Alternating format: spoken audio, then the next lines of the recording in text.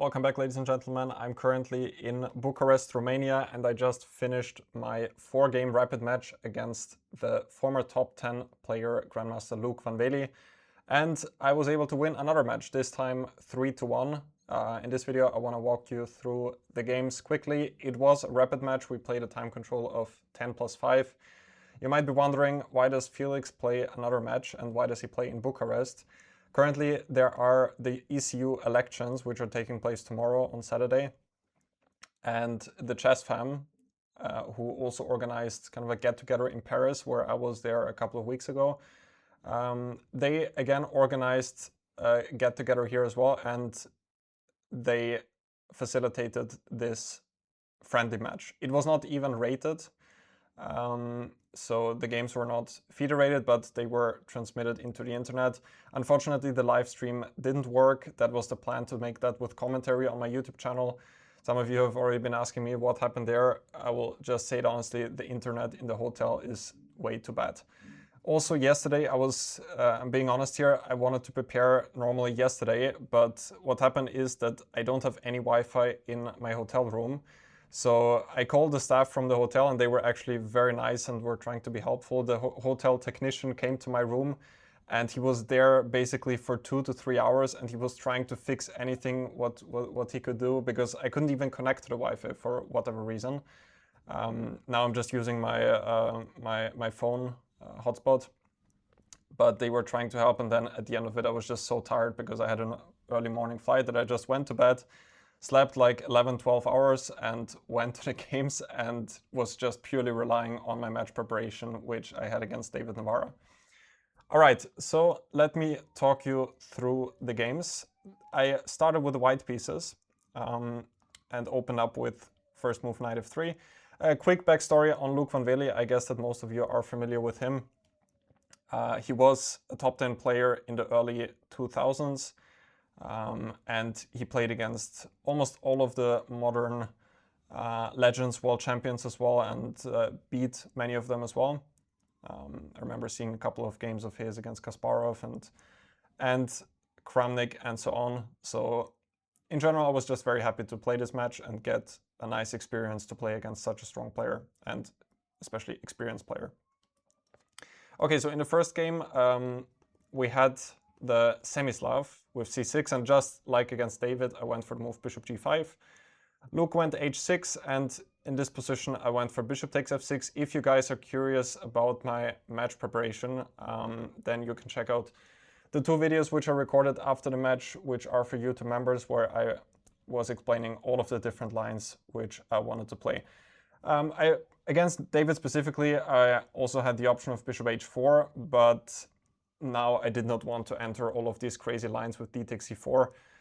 In this match, especially in rapid, I think that Luke in general is more of a dynamic player, and I didn't really want to enter some huge complications like this right out of the opening. So we played this anti-Moscow line, e3. He went knight d7. I went bishop e2, g6, short castle, bishop g7. I do still think that all of this is fairly normal theory. In my YouTube members repertoire for black, where I recommended the Semislav, I was going for some setups with bishop d6 or bishop b4 quite often, and I didn't really want to play with g6 there. Because the line which I got in the game, I think this is kind of the easiest which white can try to do here. Get this cospat structure and then simply playing for the minority attack on the queen side. I do think for that reason, and with black, if you would like to play with g6, bishop g7, I think it's better to play that immediately. Of course, here you are giving white the option to play knight e5 as well, which is a separate line which you need to study, but I don't think it's such a big deal. And the main difference is that here in those positions, black can get a setup with bishop e6, like for example here, and or maybe even immediately. And if b5, then black could even go c5 in this position. So that is the drawback if black starts with knight d7, because now those positions are actually not so easy for black. Okay, went a6, a4, castle b5. I think all of this is still fairly normal, but I'm not so sure. I still didn't check any of the games with the engine, by the way. All of this is non-engine analysis in this video. I'm not so sure if he should take here. I was also considering a5. and for black then to just play this position and try to get the bishop to b4 maybe somehow. But still it does look more pleasant for white. Okay, all of this also cannot be so bad just yet, but unfortunately he cannot play c5 because the pawn on d5 is hanging. So he went for the move queen d6. I took on c6, rook c1. Position may appear very equal on the first glance because not so many pieces on the board. Many pawns have been traded, but black is stuck with a weakness on c6. And it's also not so simple for him how to solve the problems now. If bishop e7, I thought I could even go queen a7. Even though maybe you should have gone for that now, I realized that there might be queen b8. In general, you would really like to have this bishop on e6. So what I was also considering, or on d7, maybe rook e8 is a bit more flexible. Because in the game, well, knight f6, knight e5, he played knight d7 back, and I went knight d3. Don't really want to exchange knights here. I don't think that I have much of an advantage here. So I went back to d3 and knight f6 back. And I went for the move h3, just making some loft, maybe also stopping ideas with knight g4, bishop g4. I thought that was a reasonable move. And I think that this might have been just a bit too ambitious here for my opponent with g5. Desperate for counterplay on the king side, but I think he should maybe settle on something like bishop e6 here. And then maybe rook c8 when his position is probably still not too bad. Maybe also bishop f5 is possible, by the way. Yeah, now queen a4, increasing the pressure on c6, h5, and now I went knight e5. So I do think that all of this is just a little bit too much here. Also bishop b7, I'm not so sure. I mean, bishop d7 is the better square for sure. But I could even take now, and he cannot take back with a knight because h5 is hanging. I mean, some position like this already doesn't look like black is enjoying himself. Maybe I can just try to win the pawn. And knight b4. Looks like black is losing a pawn. Yeah, but I actually didn't win this game. I still don't know how exactly this happened. Later on in time travel, I just panicked. I should be completely winning here. The bishop on a8 is completely out of the game. Went queen e6. By the way, already at this point, I missed that there is knight takes f7, which then after I played rook b1, I realized that I could have played knight f7 when, I mean, here rook f7, queen a8. Black's position is just collapsing. If he moves with the queen, I just go back. Still, after rook b1, I should also be completely winning here positionally. He went queen e6 because I still threaten knight takes f7, and that's probably the only way to stop it. But now I get the move rook b8. Take, queen e8. Now I could have taken here and taken on h5, which is probably a big to winning advantage for white. Maybe not winning, but a big advantage. But I thought that queen a7 is even better because his bishop on a8 is still locked out of the game. Played c5, desperately trying to get out the bishop. Otherwise, I'm just playing knight a4, knight b6, and I'm winning the bishop. So I took bishop b7, queen c7, but he had to go back because if bishop c8, I thought of bishop b5, or even knight takes f7 here as well. Knight b5 now, bishop f8. You might wonder, why didn't I win this position? Played queen a7, should still be good, g4. And probably here I have multiple wins. I think taking on g4 is still fine. If knight c7, there is still queen e7, when at least he doesn't lose a piece just yet. Even though probably he does, because I can make a move like queen b8. And then take on a8 with the knight next. So that should be easily winning. I took knight takes g4, and yeah, here I started panicking. Knight c7 is probably still fine. Queen e7, bishop g4, probably also fine. I mean, I saw many different things like, I mean, I could take here, take on a8 as well. My original intention was here to just take, and if this one, then to just take on d5, which might also be a very clean way of winning because f7 is also very weak. I played queen b8, should also not be a mistake or anything. I could also take on g4, I guess. But after g3, I think I should do something else here. I mean, maybe I can just take. Already here I was, didn't really want to allow any of this, because if I take now, he takes on e3 and it transposes back to the game. But it should still be winning if I don't take on g3. Can I do anything else here? I could go queen b1. Yeah. I think I should probably go for this out of a practical sense, because already here, then I didn't really see the, like in the game I took on g3, I didn't really see the clear win here anymore. Threatening to take on g3 or on e3. King f2, queen f5, king g1, repeated once, and yeah, it's not so simple to see the win here. If I go back queen b3, he might be able to take here, and then again threatening perpetual check. So in the game he did this, and I think now it's already a draw. Even had to be careful at some point not to lose. I still think I'm not losing by any means here, because if he takes, I'm going to take on d5. But then we settled on the move repetition here, which was obviously not a great way to start the match for me, because I was a little bit disappointed. But on the other hand, it showed me that I am able to beat him, because I mean, in this game, I had multiple chances of probably very easily winning the game. I think it was a decent game until some point on my part, but when the time was running low, I was just panicking. Yeah. Okay, so let me show you the next game of the match. This was game 2 at the black pieces. In this game, I was under a lot of pressure. Luke plays a lot of the Catalan with white, and in this game I went for my beloved Bogo Indian with queen e7, bishop g2, knight c6, quite a modern line, and now bishop takes d2. And the problem for white is if he take with the queen, then I have knight e4 followed by queen b4 check. When white should actually go king f1 here. This is a theory on by itself. But yeah, white does not allow that usually.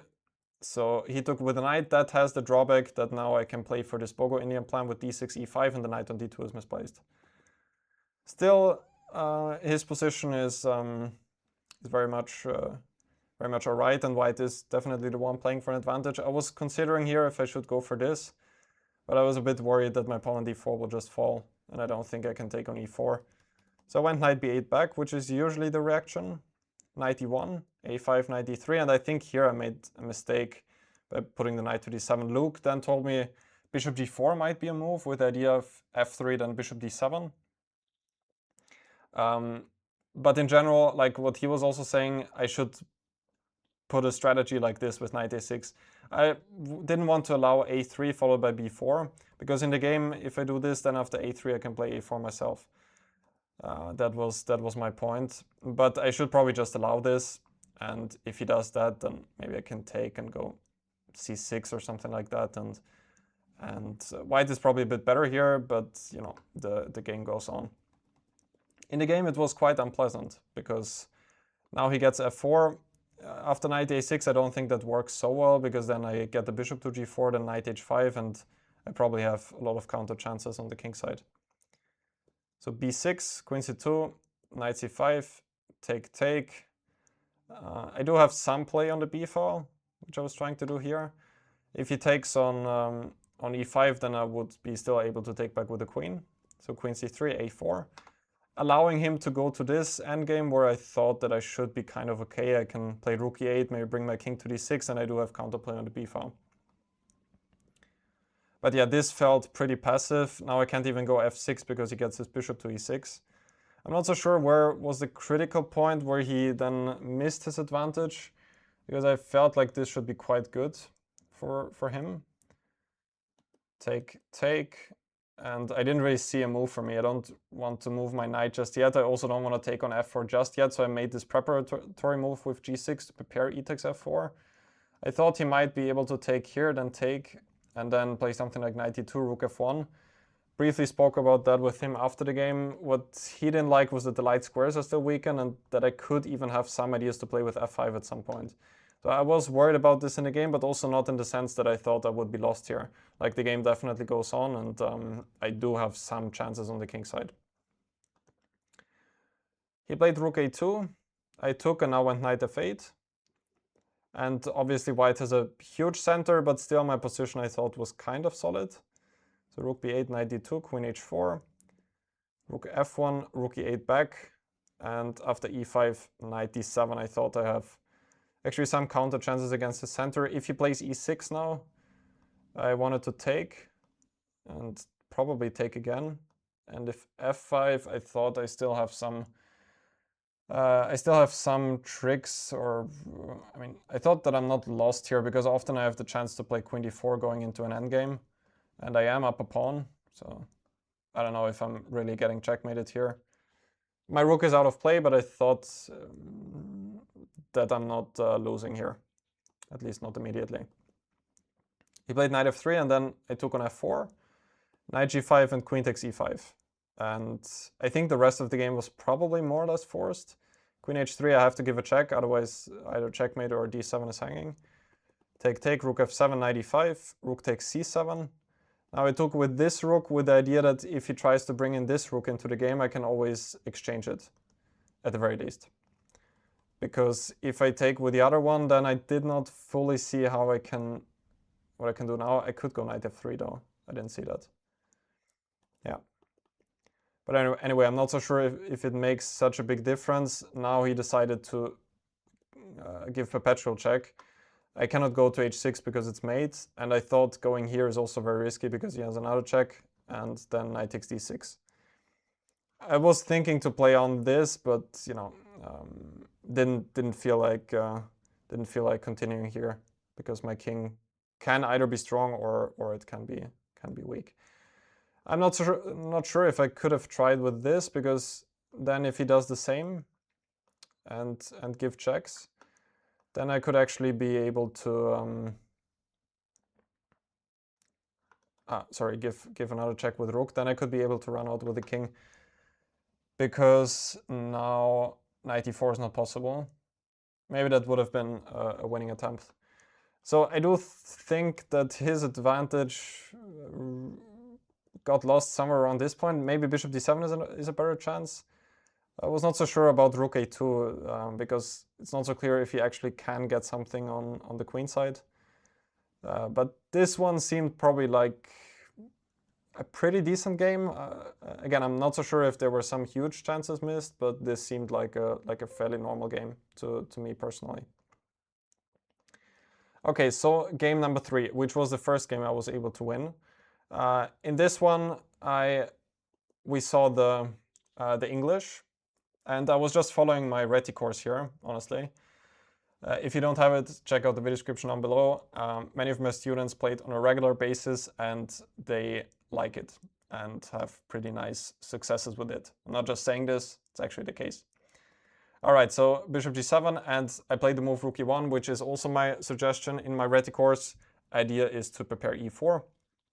There is, by the way, a pretty nice idea here after d6, e4. I had this against Alexander Ingic, the year where he became European champion.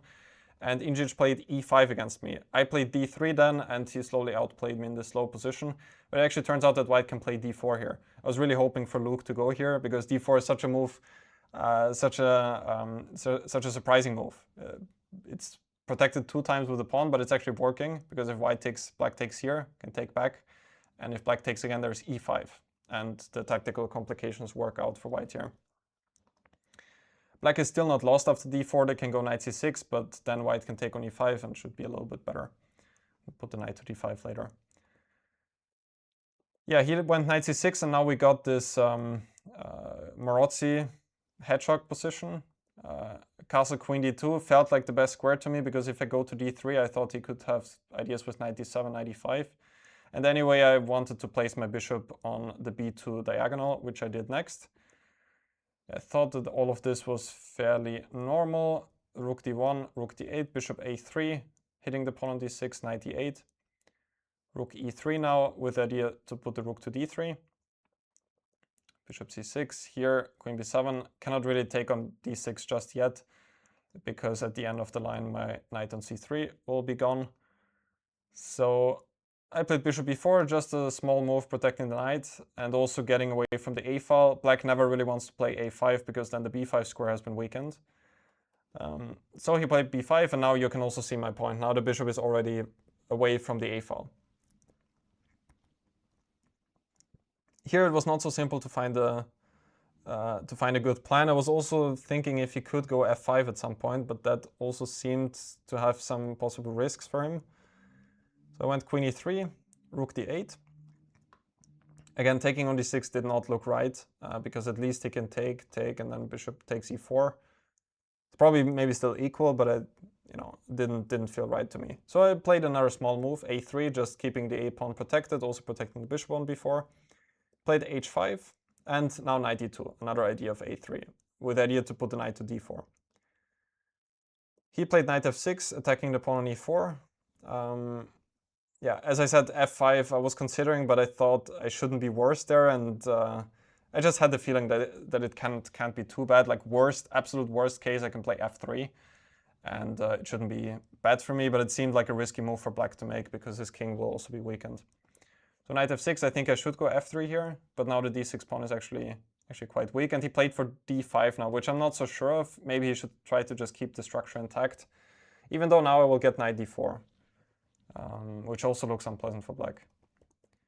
So he played d5, and now I went to this French structure, which seemed very nice for me because I get the knight to d4, and his pieces are all kind of passive.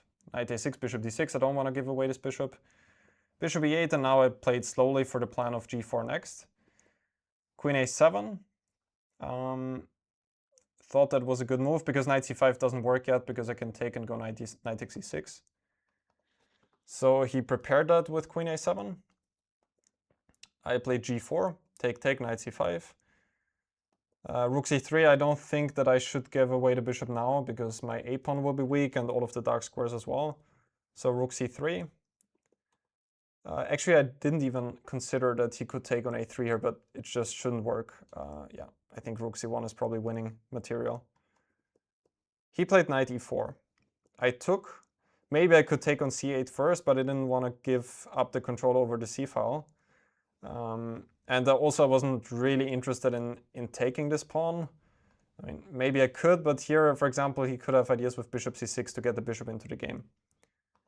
So I was trying not to allow that. King g2, which actually set up an idea with rook h1, queen h3, playing for a pretty surprising attack. I think he defended quite well now, queen d7, queen h3, e3 check. And here I realized that my original plan with king g3 probably doesn't work because of this move, g5. Otherwise, if he plays something slow, I'm just going to go rook h1 next, and I'm just checkmating him. But after g5, rook h1, now he can play queen e4. And all of a sudden f4 is hanging and h7 is protected. And that's also why I cannot go for a move like f5 now, or knight f5, with the idea to have queen h7 next, because he can just take on f4, or play queen f4, and then he's checkmating me. So this is what I saw here, and that's why I didn't go for it. Instead, I played queen f3, which still should be pleasant for me. At least that was my feeling, because queen a7, king g3. The endgames should be quite bad for him, because now I win the pawn, and still his bishops are quite passive.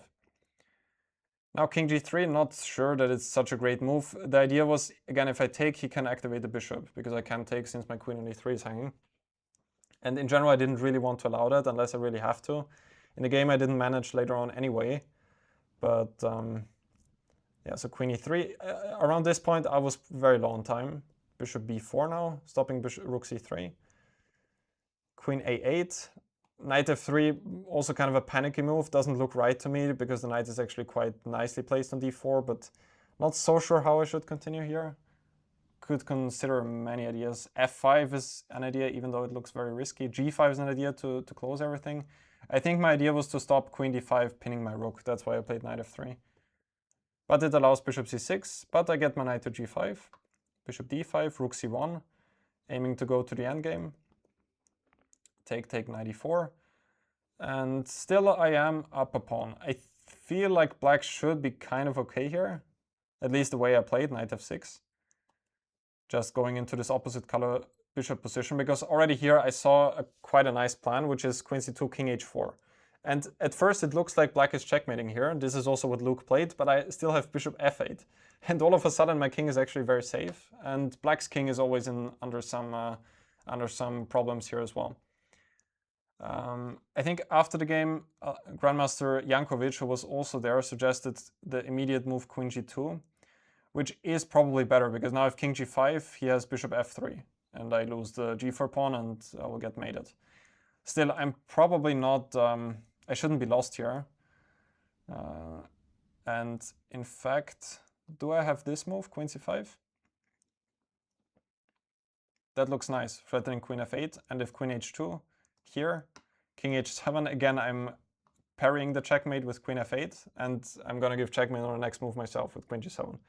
So around this point already feels like black is in a lot of danger. But the funny thing is, in the final position, played bishop g7, which I'm not so sure if it's, probably it's fine. e5, queen takes e5, and here Luke resigned. He was like at 2 seconds, 3 seconds, and he just didn't see a move, which is understandable. But at the same time, I'm not so sure that he's actually losing here because of bishop takes b3. Because now he can play queen d5 next. And my problem is, if I, for example, play queen e8, he can give a check here. And if f5, then he has queen d2 check. And it's at least a perpetual for black. Probably not more than that. But on the other hand, I could maybe play queen takes b5 here. And the funny thing is that this bishop endgame is probably just losing because his king is cut out. If he waits like this, then I'm just going to play g5, run over with the king, and then promote my a-pawn. He has to sacrifice the bishop, but then, of course, the position is going to be winning. It's funny that this king is never coming out here. So all in all, well, maybe here black can still fight somehow, like move like this, for example, but I'm probably just going to push the a-pawn. And at least practically speaking, it doesn't look like black has great chances of survival here. So I think the finish was pretty nice here. I'm quite sure that in the middle game there were many chances for me to improve, but it does seem like I was always in the driver's seat in this game. Okay, so the final game, which gave me the match victory in the very end. Luke started with knight f3 himself now, d5, c4, and we did get a classical Catalan this time. And in this game, I played the idea which I was preparing against Navarra for the match, which is d takes c4, queen c2, a6, a4, and now the move knight c6. The classical line is bishop d7, queen takes c4, and now bishop c6, followed by ideas like knight bd7, as well as a5. Also a5, knight a6 is one idea. Many different setups for black here, which is very solid. But I tried this line, which especially in Repertoire Blitz seems like an interesting idea. Queen takes c4 is more or less forced, otherwise I can take on d4. And now bishop d7, this is the idea. The funny thing is that in the main line, the bishop and knight are reversed. The knight is on d7 and the bishop is on c6. The idea of this specific line is, first of all, that the logical move, knight c3, which Luke played, is already inaccurate and black has no problems at all because of knight a5. Other logical moves, like for example rook d1, can be replied with b5. That's the idea. And black wants to open up the queen side. For example, if white takes here and takes on a8, then I can take on c4. And those positions should usually be around equal. The pawn on c4 may look weak, but there were some games that went like knight d2 when black is actually taking over with knight a5, bishop a4. I think Sarana had a game here on Title Tuesday. White can still play something normal like, I don't know, bishop d2, bishop f4. Maybe not bishop f4 because of knight d5. But the position should be around equal in general. So that is black's idea. I will keep it short. The critical move according to the engine is bishop d2. And after b5, the queen can go back to c2, for example, or to b3. But that doesn't seem like a very natural move for white to play, especially with less time on the clock. So Luke played knight c3, knight a5. This is the whole idea. Now, if queen d3 comes, then I have ideas with knight b3. Not so sure if I should play it immediately or c5 first. Maybe I can do this. I didn't recall this exactly, but it should be okay for black in general. He played queen a2, bishop c6 looked fine to me, and now rook d1 and now b5. And around this point I was feeling quite optimistic because Luke was running low on time and the position already seemed unpleasant for white because often I'm threatening just b4. Like let's say white makes some nil move here, b4. The knight only has the b1 square, now I'm actually trapping his queen. So not so sure what he should even do here. It just looks nice for black at this point. Played bishop g5, now b4. And I think he was relying on this tactical idea with d5, but I don't think it should work well. I could have also spent more time here, but I played this rather quickly, which, I mean, it should be okay here. B takes c3. If I take on d5, then he can take back with the knight. That's his main idea. And then if I play b3, at least has this intermediate check, and then queen a3 when white shouldn't be worse. Probably, maybe black is a bit worse here because rook c1 is coming next. So b takes c3, d takes c6, but now I have c takes b2, which maybe Luke missed in his calculation. He has to go rook b1, because if rook takes d8, I can take on a1, winning the game. But around here, I realized that it's maybe not so simple, and probably I should be quite precise. In the game I played queen e7, I think that's very logical. Queen b8 was the other move I considered.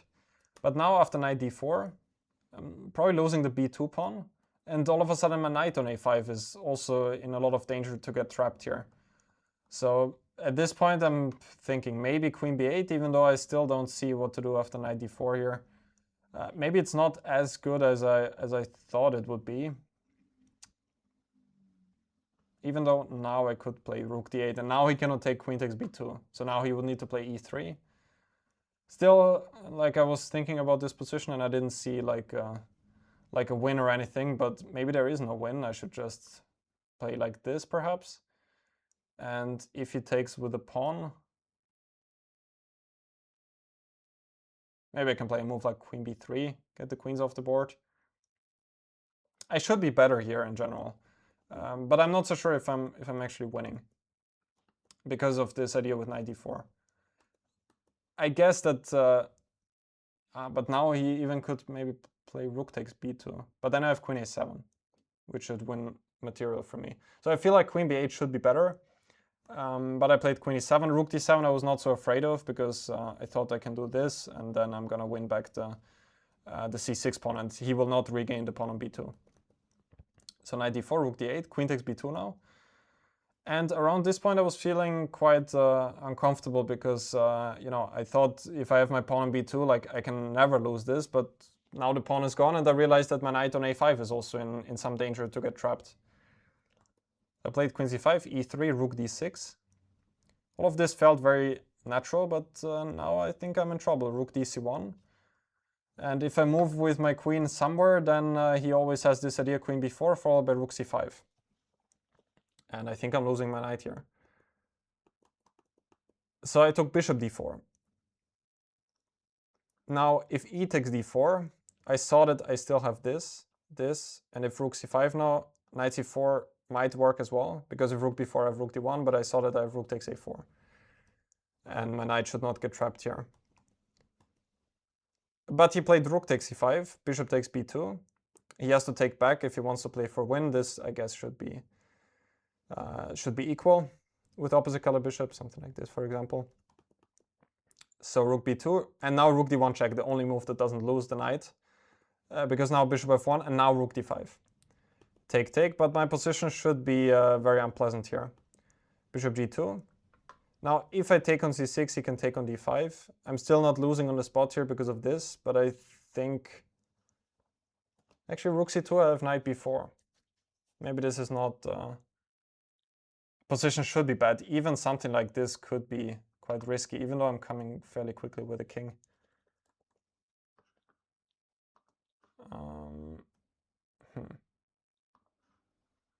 Maybe I could have done this as well, but I think rook c2 was the move I didn't like. Is that possible? I was looking at something like this, when those positions always feel very uncomfortable for me. That might have been here. Instead, I went king f8, just sacrificing the pawn and playing for the dark squares. Now, I should be in trouble here. e4, f6, f4, rook d8. Maybe I could have started with king d6 immediately, actually, because I played it now here. With the idea just to win the pawn, even though, yeah, now I remember, because if I start with this, then he can also do this, and I cannot take because of rook c2, even though I have knight b4 here, which I didn't see in the game. Rook c2, knight b4, counter-attacking the rook. Yeah. So maybe I could have started like this as well, but I did this, and yeah, I'm not so sure where he actually could have improved. The thing is, if he goes here to protect the pawn, now my rook will enter. It was not so simple for white to actually to win this, because he did this, but now my king is becoming very active. Could have also come to b4, but I didn't think that the a4 pawn is so interesting for me, and also if I take, yeah, I mean, I just thought that this pawn was not so interesting for me, because if I take, I'm losing a lot of time here, but it might be another option I could have considered as well. Instead, I went to d4, just keeping the king centralized, and now rook b8. King g4, trying to enter with the king, g6, stopping king f5, king e6, king d7, which could be white's quite a dangerous idea. He played bishop e6. The thing is, I'm even threatening f5 here. At least it's a possible threat, because bishop on d5 is not protected, so that's why he did this, but rook b6. And yeah, I think around this point it started really to go wrong for him. He went after my pawns, but it's not so clear what white can now even do anymore. He went for this, h5, and now all of my pieces are actually coming into the game. Knight and king are also a very good duo here. Bishop f7 going after my pawns here, but king d3 and knight d4 is coming with tempo. Knight d4 check, and around this point I think I'm already at least better. I don't know. At least with less time on the clock here, it was very difficult for him to play. So he took, but now c4, and after e5 check, I have f5. His bishop is attacked, and now my c-pawn is, I think, just deciding the game. He played bishop d1, and after rook b2, he resigned, because if he takes, I'm just going to take back, and I make a queen on the next move. So I'm still not sure where he could have improved here. If you guys have any suggestions, let me know in the comments down below. My position, I think, shouldn't be objectively lost here, but maybe there was something else before him there. Again, I'm still not so sure where I could have improved. I should be better, at the very least, out of the opening. But yeah, I'm not complaining. Beating such a strong player, such an experienced player, 3-1 in this match is very nice. And yeah, that was it for the match against Loek Van Wely. I will go back home on Sunday to watch the exciting ECU elections unfold tomorrow here. And I'll be back with more content hopefully next week. If you guys want to support me and check out some of my work, you can go to the video description down below. For example, my Repertoire course, which I again applied today in my match. If you don't have it yet and would like to learn the Repertoire, you can check it out. And apart from that, thank you guys for watching, and I will see you guys soon.